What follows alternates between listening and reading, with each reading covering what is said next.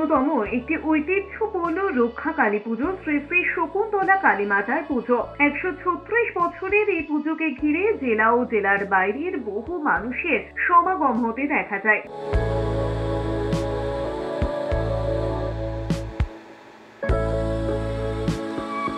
প্রতি বছর বাংলার বৈশাখ মাসে কৃষ্ণপক্ষের দ্বিতীয় অথবা তৃতীয় শনিবার এই পুজোর আয়োজন করা হয়। এই বছর 26শে এপ্রিল বাংলার 12ই বৈশাখ আবারও হতে চলেছে মা শকুন্তলার পুজো।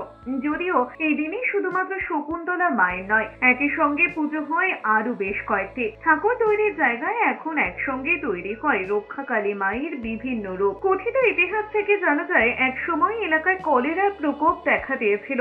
মহামারীতে বহু মানুষের প্রাণ যায়। সেই সময় স্বপ্নাদেশ দেন মা নিজেই যে তার পুজো করলে এই সমস্ত দুরারোগ্য ব্যাধি থেকে মুক্তি পাবে এলাকার মানুষ।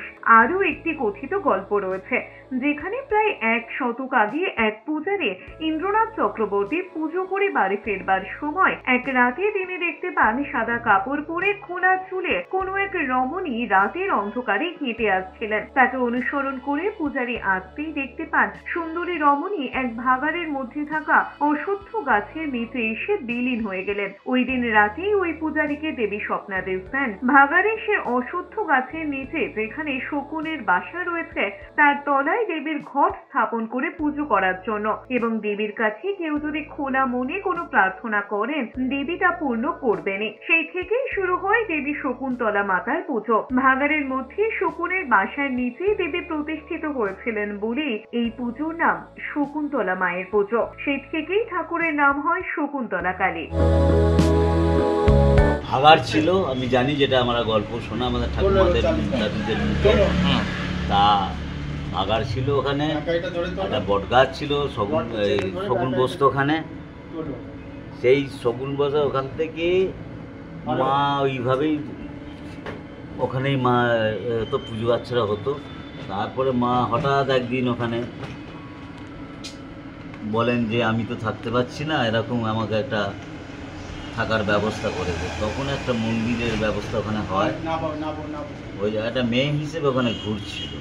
এই মেয়ে হিসেবে ঘোরার পর থেকে ওনার দিনকে ছিল, তার ওনাকে বলে, তারপর থেকে মন্দির স্থাপন হয় ওখানে। এই শকুন ওই মাথার ঘোড়া, যার জন্য তার নাম হচ্ছে শকুন। এই মহাপুজো বৈশাখ মাসে একটা তিথি দেখে এই মহাপুজোর দিন ঠিক করা হয়।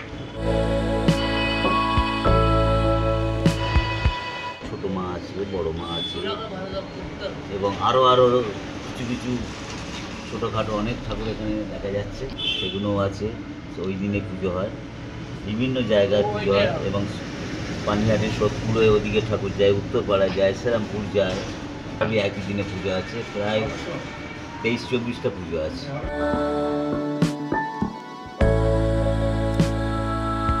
হুগলি থেকে সুমন করাতের রিপোর্ট, এস নিউজ।